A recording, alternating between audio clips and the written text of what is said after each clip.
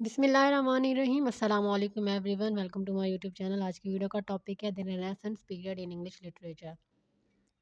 तो English literature की history के अंदर जो रेनेसांस पीरियड है उसको आज हम इस वीडियो के अंदर डिस्कस करेंगे। इस टॉपिक के नोट्स आपको वीडियो के डिस्क्रिप्शन बॉक्स में एक पीडीएफ की सूरत में मिल जाएंगे और वहाँ से आप इस टॉपिक के नोट्स ले सकते हैं। ये जो रेनेसांस पीरियड है ये स्टार्ट हुआ था 1300 से और एंड हुआ था 1660 तक। इसको एलिजाबेथन पीरियड भी कहा जाता है या फिर एज ऑफ शेक्सपियर भी कहा जाता है, क्योंकि शेक्सपियर विलियम शेक्सपियर एक बहुत ही फेमस ड्रामाटिस्ट हैं इस एज के। और मिडल एजेस जो हैं इंग्लिश लिटरेचर के अंदर, यूरोप के अंदर, उसके बाद रेनेसेंस आया था। मीनिंग्स देख लेते हैं रेनेसा के। रेनेसा का मतलब है रीबर्थ। और from about 1500 to 1600 the world was reborn in many ways, क्योंकि 1500 से लेकर 1600 तक जो दुनिया थी उसके अंदर बहुत से मॉडिफिकेशंस हुए थे, बहुत सी रीबर्थ्स हुई थी लिटरेचर के अंदर, नॉलेज के अंदर, फिलोसफी के अंदर, हिस्ट्री के अंदर और भी बहुत से फील्ड्स के अंदर। बिगनिंग देख लेते हैं जी इस पीरियड की, ये कब स्टार्ट हुआ था रेनेसा। तो जो रेनेसा था वो इटली में स्टार्ट हुआ था आर्ट एंड आर्किटेक्चर में 15th सेंचुरी में। और क्योंकि इंग्लैंड जो है वो पावरफुल नेशन बन चुका था यूरोप के अंदर लेट 16th सेंचुरी में, तो न्यू वर्ल्ड जो थी वो डिस्कवर होना शुरू हो चुकी थी और जो न्यू वेज थे सोचने के, देखने के, वो डिवेलप हो रहे थे। नेक्स्ट है जी revival of learning. Revival of learning हुआ इस एज के अंदर ब्रॉडेस्ट सेंस में। और जो ग्रेजुअल एनलाइटनमेंट थी ह्यूमन माइंड की मिडिल एजेस की डार्कनेस के बाद वो होना स्टार्ट हो गई थी। Spread of Greeks. अब जो कॉन्स्टेंटिनोपल की फॉल के बाद 1453 में जो कॉन्स्टेंटिनोपल फॉल हुआ था तुर्कियों की इन्वेजन्स के साथ, तुर्क्स ने हमला कर दिया था कॉन्स्टेंटिनोपल पे। और फिर इसके साथ ही जो ग्रीक स्कॉलर्स थे जो कि वहाँ पे रह रहे थे, उन्होंने सोचा कि भी दुनिया में घूमा जाए या फिर यूरोप में जो है वो फैला जाए।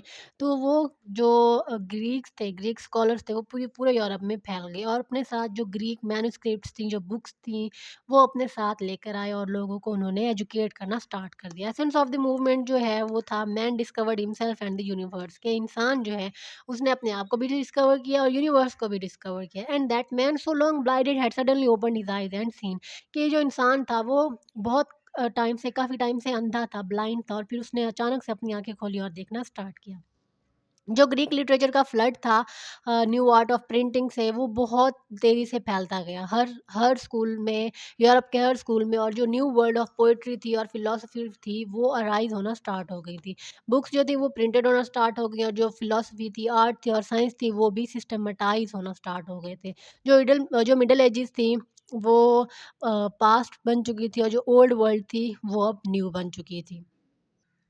इस एज के अंदर न्यू डिस्कवरीज हुई थी। रिवाइवल ऑफ लर्निंग के साथ साथ बहुत सी न्यू डिस्कवरीज भी हुई थी। वास्को डे गामा ने सरकमनेविगेट किया था अर्थ को, कोलंबस ने अमेरिका को डिस्कवर कर लिया था, कोपरनिकस ने सोलर सिस्टम को डिस्कवर कर लिया था और जो गलीलियो था उसके लिए न्यू वेज उसने प्रिपेयर कर दिए थे। ट्रूथ दी अथॉरिटी, जो ट्रूथ था, जो सच्चाई था, उस वक्त ओनली अथॉरिटी थी और वो न्यूज़ पीरियड थी जिसने यूरोप को जगाया और रिवाइवल ऑफ लर्निंग की वजह बना। किंग हेनरी एट्थ, इंग्लैंड के अंदर किंग हेनरी जो थे उन्होंने एक इम्पॉर्टेंट चेंज जो है वो लेकर आए थे। पॉलिटिक्स और रिलीजन को उन्होंने एक साथ कर दिया था, चर्च और स्टेट को टुगेदर कर दिया था जब वो हेड ऑफ चर्च बने थे इंग्लैंड के।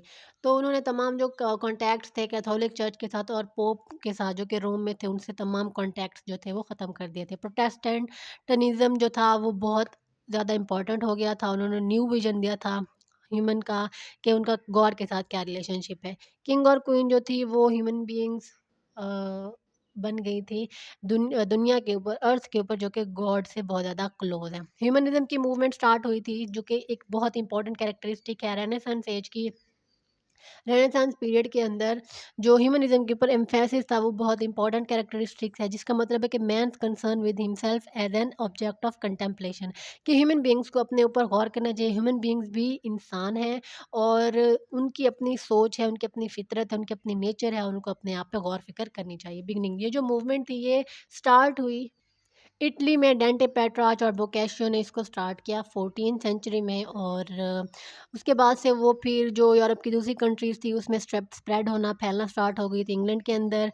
ये जो एलिज़ाबेथन पीरियड के अंदर ये फिर इंग्लैंड के अंदर जब एलिज़ाबेथन पीरियड था तब ये पॉपुलर होना स्टार्ट हो गई थी। और ये जो मूवमेंट थी, इसका जो मेन फ़ोकस था वो था प्रॉपर स्टडी ऑफ मैनकाइंड कि ह्यूमन बीइंग्स क्या हैं, उनके एग्जिस्टेंस का पर्पस क्या है, उसको समझना चाहिए, गौर व फ़िक्र करना चाहिए अपने आप पर। रीडिस्कवरी ऑफ क्लासिकल एंटीक्विटी, तो ये जो मूवमेंट थी इसके अंदर बहुत से सबऑर्डिनेट ट्रेंड्स थे जो कि बहुत ज़्यादा हाईलाइट नहीं किए गए। ह्यूमनिज़्म को ज़्यादा हाईलाइट किया गया और कुछ ट्रेंड्स को हाईलाइट किया, लेकिन सबऑर्डिनेट ट्रेंड्स भी थे जो कि इतने ज़्यादा पॉपुलर नहीं हुआ। फर्स्ट जो थे इम्पोर्टेंस के अंदर वो थी रीडिस्कवरी ऑफ क्लासिकल एंटीक्विटी, जो क्लासिकल आसार कदीमा थे जो कि कदीम चीज़ें, पुरानी चीज़ें थी एंशिएंट ग्रीस की, उनको रिडिस्कवर करना स्टार्ट कर दिया गया था। जो फर्स्ट इंग्लिश मैन जिसने ग्रीक के इन्फ्लुएंस के अंडर लिखा था उसको कहते हैं सर थॉमस मूर। अ, यूटोपिया के अंदर उन्होंने लिखा जो कि लैटिन के अंदर लिखी हुई है। सर फिलिप सिडनी, उन्होंने डिफेंस ऑफ पोइज़ी लिखा और उन्होंने एक्सेप्ट भी किया और एडवोकेट भी किया जो क्रिटिकल रूल्स हैं एंशिएंट ग्रीस के, ग्रीक के, यूनानियों के जो रूल्स हैं उनको उन्होंने एक्सेप्ट भी किया और एडवोकेट भी किया, यानी कि कबूल भी किया और फिर आगे भी प्रमोट किया। डिस्कवरी ऑफ एक्सटर्नल यूनिवर्स, जो सेकंड इंपॉर्टेंट एस्पेक्ट है ह्यूमनिज्म का वो था discovery of external universe and its significance for man. जो राइटर्स थे वो बहुत ज़्यादा इंटरेस्टेड थे ह्यूमन पर्सनैलिटी में।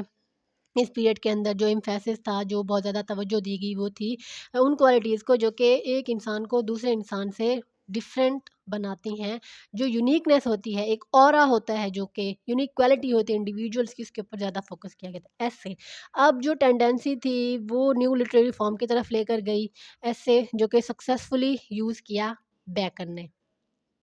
यानी कि एसे की फ़ॉर्म जो थी वो डिस्कवर हुई फिर यहाँ पे, और बेकर ने बहुत से एसेज़ लिखे हैं of truth, of death, of marriage and single life, और भी बहुत से एसेज़ लिखे हैं जो कि बहुत ज़्यादा इम्पोर्टेंस के हामिल हैं।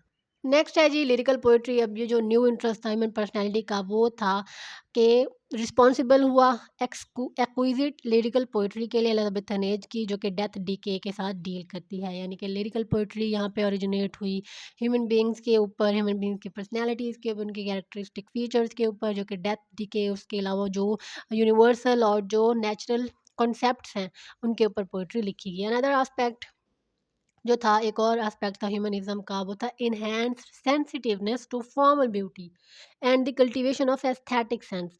कि जो फॉर्मल ब्यूटी है और जो एस्थेटिक सेंस है, ब्यूटी जो है, खूबसूरती जो है, और जो एक सेंसुअल अपील है ह्यूमन बींग्स के अंदर, ऑब्जेक्ट्स के अंदर, उसको बहुत ज़्यादा फैसिनेट किया गया। और एक और एस्पेक्ट ये था कि man came to be regarded as responsible for their own actions, कि ह्यूमन बीइंग जो है वो अपने एक्शंस के लिए खुद रिस्पॉन्सिबल है। कोई भी इंसान दूसरे इंसान के एक्शंस के लिए रिस्पॉन्सिबल नहीं है। ना बाप बेटे के लिए रिस्पॉन्सिबल है, ना बेटा बाप के लिए रिस्पॉन्सिबल है। तो अगर एक बंदा कोई काम करेगा, चाहे वो अच्छा है या बुरा है, तो वो उसके लिए खुद ही रिस्पॉन्सिबल होगा, कोई और नहीं।